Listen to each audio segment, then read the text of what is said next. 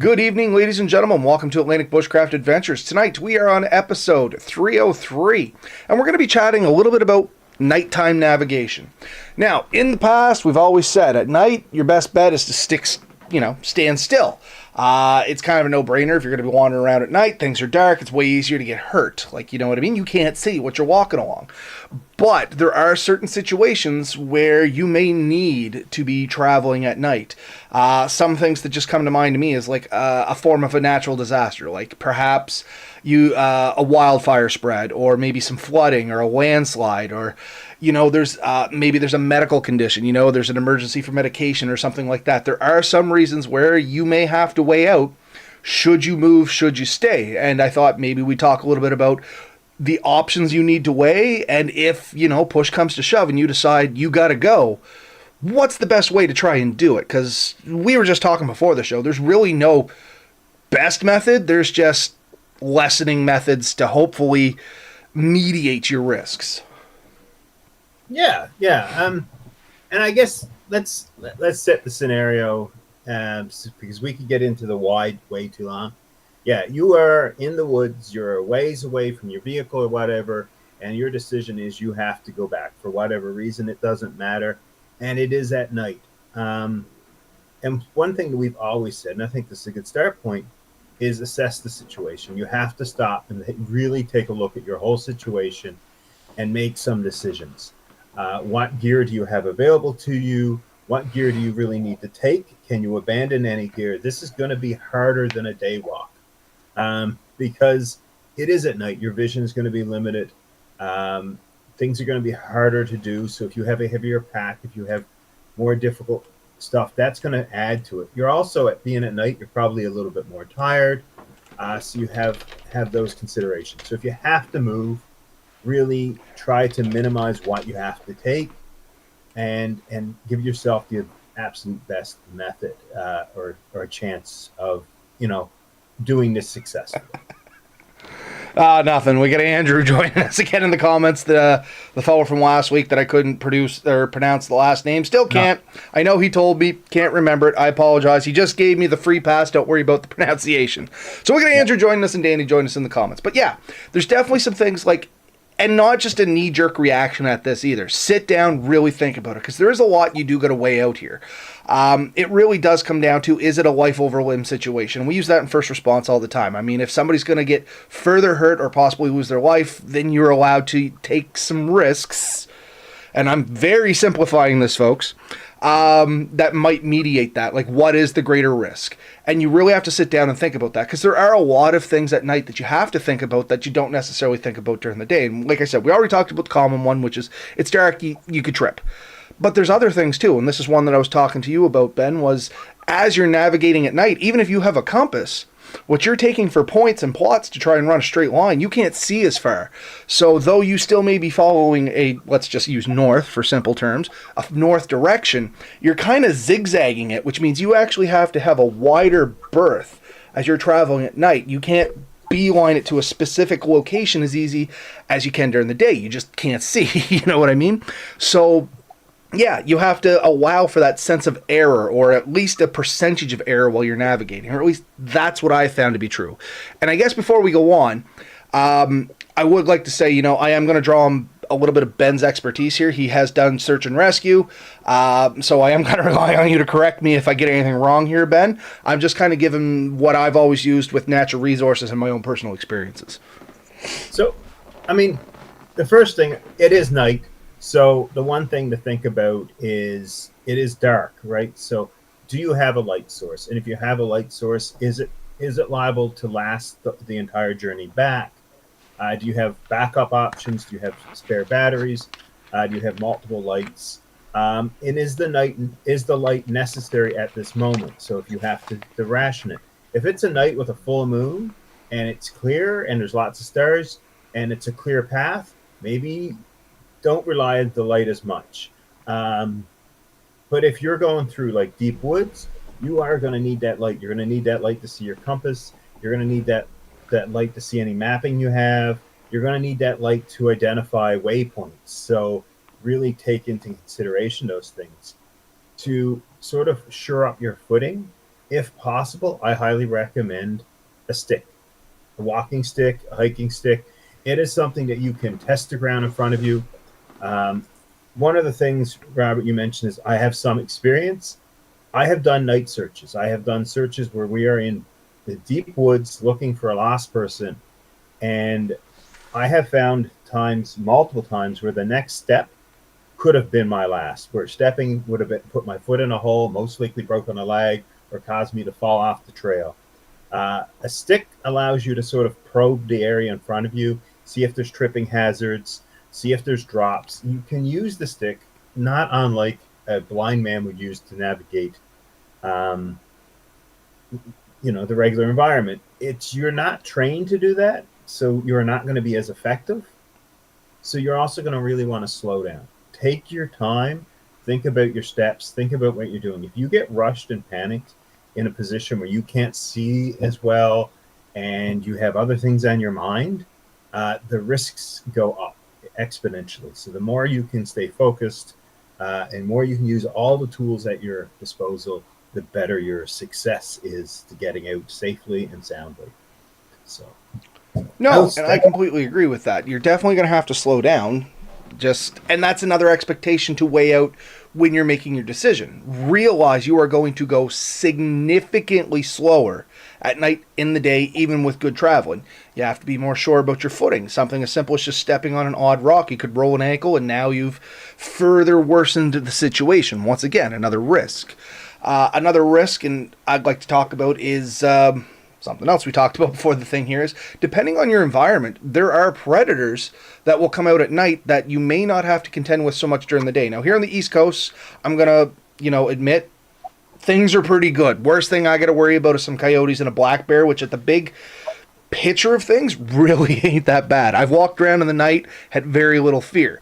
Now, if I was like in the African safari and I had lions to deal with, or I was in the boreal jungle and had grizzly bears to deal with, or cougars or something like that, that's a whole other thing. You know what I mean? That brings a whole other challenge when sometimes hunkering down and literally hiding is the best effective method. If you have to weigh that in, and potentially getting tracked down and becoming an animal's lunch is better than the alternative, you're going to be into some stuff. Yeah. And this is where, believe it or not, attitude has a big factor in this. A lot of animals can pick up if you're afraid, if you're trying to escape them. So if you hear noises and are reacting really clearly to them, that gives a hint to any animals that are in the area. And if they feel that you are prey because you act like prey, you are more likely to be approached as prey. So standing your ground is useful. It's not a guarantee. I mean, if an animal's hungry enough or it's driven enough, it could chase you regardless. I have been chased by a groundhog. I've been chased by a gray jay. So, I mean, these are pretty innocent animals, but in the right mood, they will be more aggressive. So it's not a guarantee, but if you see a coyote and you run, I can almost guarantee you a coyote will run at you. Absolutely. Right. Same thing with most prey animals. They see something running, they instinctively chase it. It triggers a prey. It triggers a prey reaction. You know what I mean? They're meant to predator prey reactions. What I'm going for. They are predators, and when prey runs, instincts kick in. You know what I mean? That's why dogs play with squeaky toys. Predator-prey relationships. The squeaks remind them of animals that are expiring. Sorry if anybody didn't know that, and I just ruined the illusion of squeaky toys for you. But that's the reality. You know what I mean? There is a predator-prey thing in there. So some of the things you can do to mediate that, or that we've been told in the past, is stick to higher ground if possible. One, this is going to give you a little bit of an edge so you can see up and around you. And two, generally it's going to be easier going. There's going to be more light, less trees, things like that. If in the event you get down into a gully or a valley or a box or something like that, like animals, they are predators. They will use this to their advantage. And if they are hunting a lot of animals, they will get boxed into places that way, have nowhere to go, and it makes them easier to catch. Think like prey, unfortunately, in this one, if you have to worry about that, and don't get yourself into the situation. There's no perfect thing with this. Ideally, you don't move at night, or ideally, you have some sort of protection against these predators. But in the event of lacking both of those, as I said, stick to the higher ground, be alert, be vigilant, move slower, and just keep moving. And this is where that stick again comes in handy. If you feel there's something that's aggressive towards you, let's picture it like even a dog that's chasing you. You have the ability to swat at that and hit it in the nose. It's most likely going to think a little twice before it comes back within range. Don't turn your back on an animal, and you don't necessarily stare at it, but make sure that you're able to see where it's to. Keep it in your eye, in your line of sight type deal. Absolutely. And keep in mind, it's not just the carnivorous predators you got to worry about. Depending on the time of year, you stumble across a deer in the woods, if it's in the rut, they could take a poke at you. Moose, another common one that people going through Cape Breton and stuff like that want to stop and look at, and then they find out really quickly moose aren't friendly. You know what I mean? And these are omnivorous creatures. They generally, ungulates, they just eat plants. They don't have no desire for meat, but they're still a ball of hate that you don't want to get matched around in with. And definitely don't put them in a position where they feel trapped. That's often the consideration. So again, let's summarize where we're to so we can continue on. Yep. You've already looked at the situation. You've decided that you need to leave. You've decided what you're taking. You've assessed whether you have lighting and all that. Be sure you know what your destination is. If you're just traveling blindly, you're probably no better off than where you're to. You have to know where you're going at night. You have to have a clear goal. And with that clear goal, aim for bigger things. And by that, I mean your ability at day to aim for your car probably makes a lot of sense. At night, you're aiming for the road your car is on. You know what I mean? Like you're aiming for something that you're liable to get to a bit easier. If you're, aim for a coastline, aim for a river, aim for a power line, something that you know where it's to. And if you have to guess, try to aim to one side or the other of the object you're hoping to get. So if you're hoping for a car, aim for the south side or the north side of your car. So when you get to that road, you can now head the other direction towards it. Where if you just aim for the road blindly and think, oh, it could be north or south, it could take you longer to do it. So choose a more specific location, but on a bigger thing that when you come across it, you're going to find it. Absolutely. You know? And use bigger landmarks as you're traveling. We kind of touched on this. Instead of using the tree, you're going to see that for maybe 100 feet on a very bright lit night. But if you hit the pond, like Ben was saying here, you hit the lake, if you hit the lake and you follow it along on the left side, that's going to lead to a road. Make your spots bigger. Some great things to think about there. One sec. Excuse me. Yeah, you're going to find that road. You're going to find that lake. You're going to find that, there's cabin on the lake. If you're looking for something like that, it's a little easier to get to. If you have access to a GPS, you're in really good luck. Because the beauty of a GPS is no matter how far off the location you end up, it's still going to point you to that direction. So even if you end up having to go quite a bit south or quite a bit north or east or west, as you get closer, it'll keep edging you towards it. In those cases, you got a couple of choices in your screens. If you have the map view and there's set trails, try to set it on the trail and stick to your trail. If you don't have a known trail or there's not a good trail to go, then you can set it on like a compass mode where it's pointing to your destination, and that becomes where the pointer goes to, and you can sort of stick to that and stick to good trails. Don't try to bushwhack at night. And when you're walking, make sure that if you're on a trail, try to stay on the trail. And this sounds simple, but at night, it's really easy to end up slightly off the trail and then lose the trail completely. And that's a good way to don't try and make your own shortcuts is what I would jam in there. If the trail loops around and you're like, if I go this way, I should be fine. Yeah, it may be a little longer, but the safer bet's just stick to the trail. And if people are looking for you, they're going to try the trail first. Yeah. And that's 100% true. If you're lost, especially, people will, like our search and rescue groups, our hasty teams, as they're called, they run trails.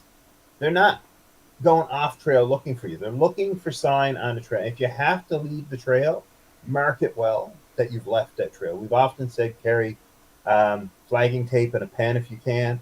Mark down your name, date, whatever information you want. It's real easy when you find it again to see if you've come across the same point. Believe it or not, a lot of people who travel at night or when they're lost, they do big circles. They end up back where they started or back where they've been. So you may not come back to your original start point, but you'll cross your own trail. And not only is that frustrating, but it can get you a lot more lost. And it's demoralizing as well. If you stumble back to where you've been, there's no greater sense of defeat than starting from the beginning. I've been there. I have myself as well. It's not a great feeling. Yeah. There was a sign that said 24 on it. And when we came across it, and we were out walking, and the people I was with figured we had a shortcut, and then we took that shortcut. And then a few minutes later, we came back to the same 2-4 sign. And it was, that's when we decided to do something completely different. So something to be really aware of. What else? Well, let's talk a little bit about actually navigating at night, thus the topic. And we've already kind of touched on it a little bit, and I'm not trying to cut you off, Ben, just moving on because we're at 15, 16 minutes already, and I can guarantee we're going to run out of time if we don't do some of this stuff. So if you are navigating at night, like Ben said, ultimately you have something to navigate by. Ideally, you have a GPS or a satellite link up or something that's very specific that's going to give you very directional orientation. It's not going to be so much of a guessing game. That's going to weigh heavy on my decision if I start moving at night. How well am I actually going to be able to navigate? Do I have a GPS? If I have a GPS and the batteries are full, that weighs heavily in my favor. Like Ben said, you can set it to the arrow, basically follow the arrow. You're going to do some crazy back and forth zigzaggings, but you're ultimately going to get back to the point where the arrow points.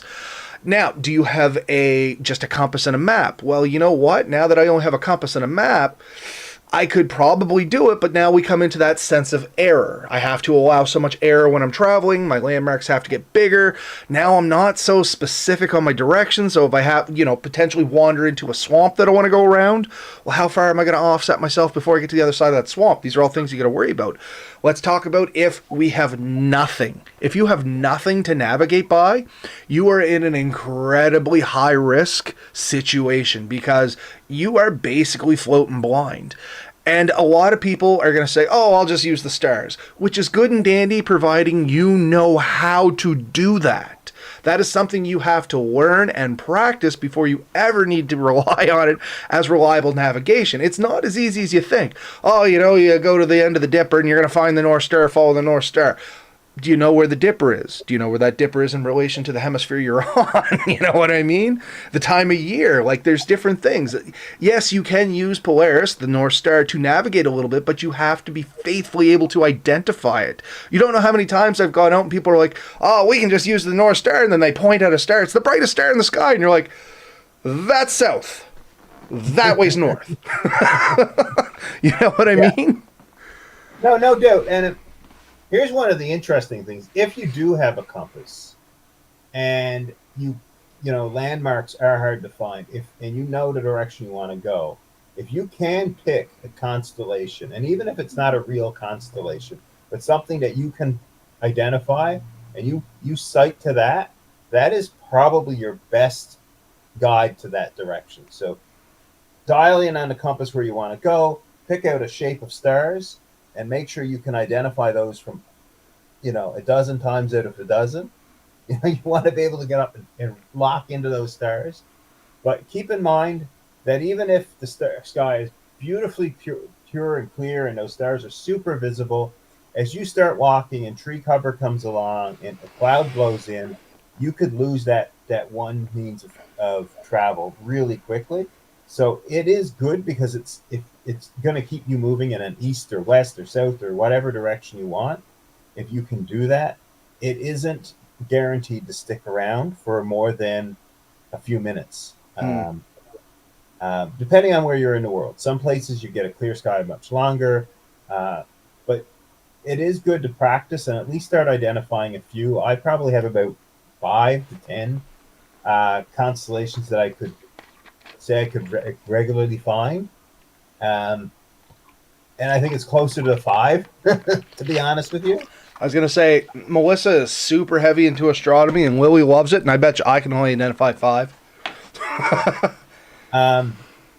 Big Dipper, Little Dipper, Orion's Belt, things like that. Yeah, a lot of people can find those, but then some of the other ones, they're not as quick. It's worth practicing. There are some good apps that you can get will help you identify those constellations, and I have played with them.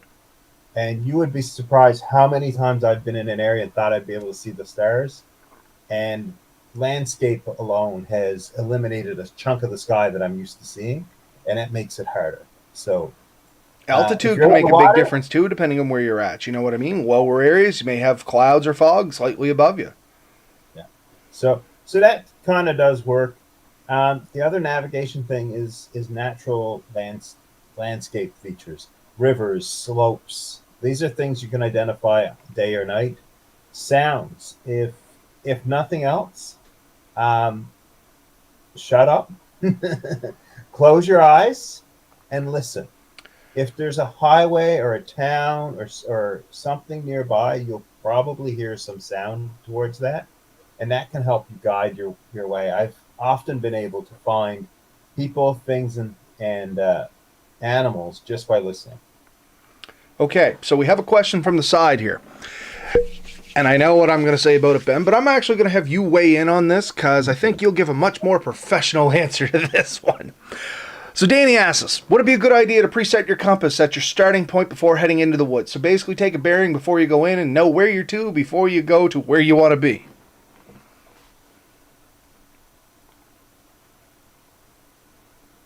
Yes, but if you're not using it constantly, that's that's going to end up putting you off. And so yeah, if you set your compass when you get out of the vehicle and your magnetic declination, yes, you're going to set that as soon as you can, anyways. But if you're saying, okay, I'm going, you know, 180 degrees. That's my new number. I'm choosing 180 degrees. That's the direction I'm going. And you dial that in. But then if you haven't been sticking to that and you ended up left and left and left, you could walk right by the object you're expecting to get to and not even realize it. It is really easy to get knocked off because it's literally just driving you in a single direction. And think about it. Um, you know, if you end up 100 feet north of that and you're still following that direction, you're now 100 feet north of your object. And many of the times, the object I've been searching for, you can't see it from 100 feet away. No, and that's very true. And the only thing I weigh in on this is, Danny, yeah, it's a really good idea providing you're using it correctly, like Ben said. So what I like to do is make sure you get the map and compass and you know where you want to go to. Know where you are at on the map, take a bearing as to what direction where you want to be is going to be, and then if something happens, you have a general direction to come back for. So let me re-explain that because that sounded really terrible in my head. So basically, you're going to take a bearing. You're going to go camp at this camp. You know where the camp is on the map. You know where the end of the road is where you left your car. Take a bearing from where you know your car is towards the camp you want to go to. What direction is that? Oh, it's north, and I love using, simple cardinal directions. So if I travel north, I should hit this camp, all things being good and equal. Well, if something happens and you get in there and you need to come back, the general rule of thumb is going to be if you head in a southerly direction, you're going to start retracing your steps. But much like Ben said, this only works if you periodically stop and make sure you are still traveling in a northern direction, which is always good when you're in the woods. If you're relying on a map and compass during the day or during the night, every 10 to 15 minutes minimum, maximum would be my options. I mean, we all have different things. I like to go with about 10, 15 minutes. Whip the compass out, make sure you're still heading on the right bearing. At night, I may even do that more. While you're checking that bearing, it's a great time to stop and listen, like Ben said, especially traveling at night. Take your bearing, take 5 minutes or so, or at least 3 good minutes, and just calm your breathing because you're going to probably be, sweating, panting, heart's going to be pounding. You have to let your breathing get down, let the heart stop pounding in your ears, and take a real good listen to what's going on around you. And like I said, perfect time to do that is when you're checking your bearings. We were shooting on average, I would say less than 100 feet at night. So that's 100 feet. We would take a bearing. And at that point, oftentimes if we had 2 people, for example, you leapfrog it. And literally you send one guy up to the point where you can just see him. and tell him if he's on that bearing, and you go up to him, and you go ahead of him, and he keeps you on that bearing. And that's a method that works at night because generally you can see each other. And I'm glad you brought that up because that was going to be the last point I want to make too. Oh. Traveling at night in pairs, significantly more doable, predictable and doable than traveling individually. Traveling at night by yourself without a compass is a massive recipe for disaster. But traveling with two people at night without a compass, as Ben said, you can leapfrog and keep yourselves somewhat aligned. Traveling with two people and a compass, man, now you're starting to make some progress. Now, one thing at night that is really good, and if you have a map, it's actually, I found, very useful for me. Most maps have towers on them. Yes. And almost every tower has a light on top of it.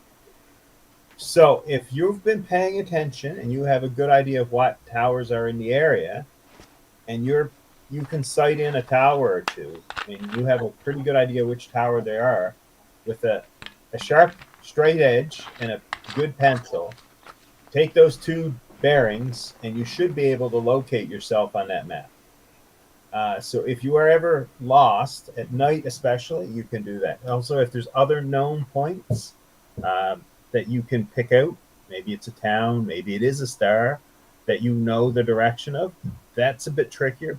Stick to things that you're guaranteed on. You can locate yourself and then look at the map and say, what is around? The beauty of a GPS, that does it automatically. You put it in, it's going to show you the map, and it's going to show you what's north, south, east, west of you, and all that. Plus, you'll have, with the map and the GPS, you should be able to get declaration lines, and you'll know, is there anything steep coming up? You do not want to be doing really steep climbs or descents at night. That's going to be a lot trickier. So if you are looking at doing a big moving up or down, try to find the most accessible route, because that can be tricky at night. That's tricky enough at the day. Yeah, so we're coming up on our 30 minutes there. I think that's a good spot to wrap up a brief summary of this topic. And once again, like most of our other topics, if you folks are interested in knowing more about this, that's something we can expand on quite a bit. We're trying to cram a ton of information into a tiny 30-minute segment so we don't make it too boring, because some of us here are going to pick out, important tidbits of information, listen for a few minutes, and off you go. We realize that's the nature of the beast, so we don't want to throw a whole bunch of boring crap at you. Hopefully just the good tidbits, and that way you save them. But if you do want to know more, there is a lot of quote-unquote boring stuff, but real important stuff along with it. And we'd be more than happy to do this for you. You just let us know. Now, on that note, if you're good, Ben, in 3 weeks, we do have a guest coming on. I think it's about time that we can start tipping the hat and telling people about this feller. Sure thing. Go ahead. You're really good at this. All right. So in 3 weeks' time, we are going to have a guest on the episode here. We've been chatting to him back and forth through emails, and that gentleman's name is Stephen Kesting. So Stephen Kesting, he is a feller. He has written some literature there. He's gone on a lot of adventures. He's actually out by you, Ben. You actually know a little bit more about him than I have because, frankly, you've been talking to him through the emails. I kind of pawned that off on you, and I very much appreciate it, Ben. You've been doing a great job. So why don't you tell us a little bit about the guy? So I can't say how excited I am to do this, and I hope everything goes through great. But right now it's looking awesome. The plan is March 5th. We will be talking with him. He does have a book coming out called Perseverance, and I think it's available for pre-order for anyone who wants to look into that. I have been reading the book. It is really good. I think this is the first book in a long time I have taken the time to write notes as I'm going through it. And that's how good it is. There's a lot in there. And I think the neat thing is he's really open about what he's writing about. You really get into his mindset and what's going on. And it's a 1,000-mile journey through northern Canada that he's doing solo by himself. And that's what that book is about. And he's got a great backstory. And I don't want to break into much more than that, but I'm going to say that I think it is easily going to be a decent long conversation, and that there's a lot of questions that we will ask and things that I hope we will learn, and I hope we intrigue some of you guys to learn about it and look them up and learn what you can about them, because I think it's going to be a great episode. I think he's going to be a super interesting dude, to be honest with you. Yes, I think we do know he was a firefighter. He's into Brazilian jiu-jitsu. There's a lot about him that you'll learn. So yeah, exciting stuff. Looking forward to it. And yeah. So And that's the thing. He seems like a real person. You know what I mean? Sometimes you get these guys to go out and do stuff and they seem larger than life. And I don't mean that in a bad way. What I mean is they're running around doing trips to like Africa and Europe and things like that, which is awesome. Absolutely love reading about it. But unfortunately, the real skew of things is it's probably stuff I'm never going to be able to do. You know what I mean? So it's very surreal. That's very vicarious living to me. This guy here, he's a homegrown Canadian. He's local to Ben, and I'll keep it at that. Yeah. But I mean, he's doing something that any Canadian could really do. You know what I mean? But it's not easy, like at all. But I mean, he's taking the commitment to go out there and do that, and he's writing about it, and he just seems like a real cool guy. I've been reading the book as well, and it's pretty interesting stuff. You know what I mean? I highly encourage everybody, and the reason we're name dropping him now, if you are interested in this kind of stuff, and we sincerely hope you folks are, and I hope a lot of our listeners will catch this. I'm going to upload this one really quick. Look him up on social media. Look at some of his stuff. He's on different social media accounts. He's got some stuff out there. Kind of get a feel for what this guy is, and I think you folks will agree. He's a very down-to-earth, just common Joe. You know what I mean? He's a common person doing great things, in my eyes, because it's stuff I would love to do, but he has the ambition and the drive to do it. I only wish I was so lucky. Yeah. So, yeah, so far an amazing story. I haven't quite finished the whole story, so I'm excited for that too. Yeah, I'm only about a quarter of the way through, I'm not going to lie. So don't ruin it for me. I am reading it more now. I got some weekends. I plan to basically finish the book over the weekend. But tell your friends, tell your family, tell anyone you think might be interested. Maybe it's something you're interested in getting for yourself or somebody. But I really, especially in these times, I really want to encourage, helping out fellow Canadians and, learning about our people, our world, our culture. And I think that this opens up some doors for some people. So, yeah, that's a good start. Yeah, and we'll leave it like that. Maybe we'll drop some more hints as it gets closer and talk a little bit more about it. But definitely when the book comes out, I highly encourage everybody to pick it up. I'm definitely going to be picking up a hard copy. I know we have our digital copies that he was kind enough to allow us to look at there, but I'm definitely going to be picking up a hard copy. And I'm even going to go so far as to ask if I can get it signed by the guy, you know what I mean? And I'll pay for the shipping and all that stuff. But I think that'd be a really neat thing to have. And before the show, we'll talk about that after the show. I have an idea, but I want to talk to you about it. I don't want to drop that yet. Maybe that will be a secret that comes up in one of the future shows prior to his coming on. So once again, that's going to be March 5th. Be sure to come on and check it out.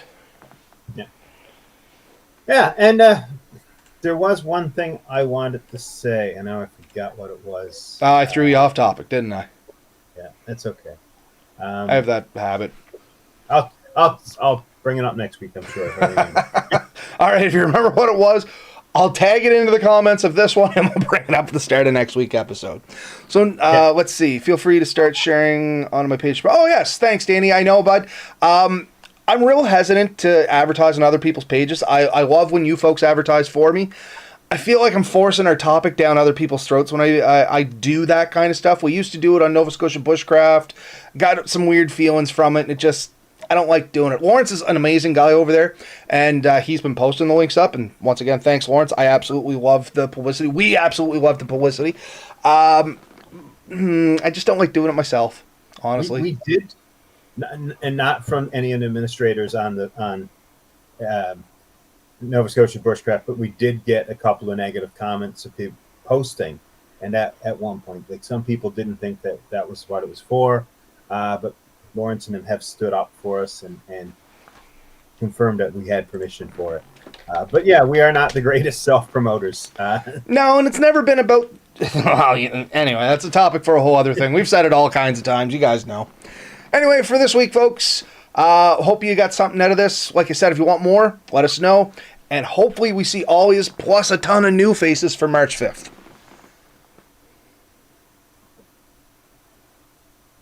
Night all. Night, everybody. I didn't know we had any final things. No. Night, everybody. We'll see you next week.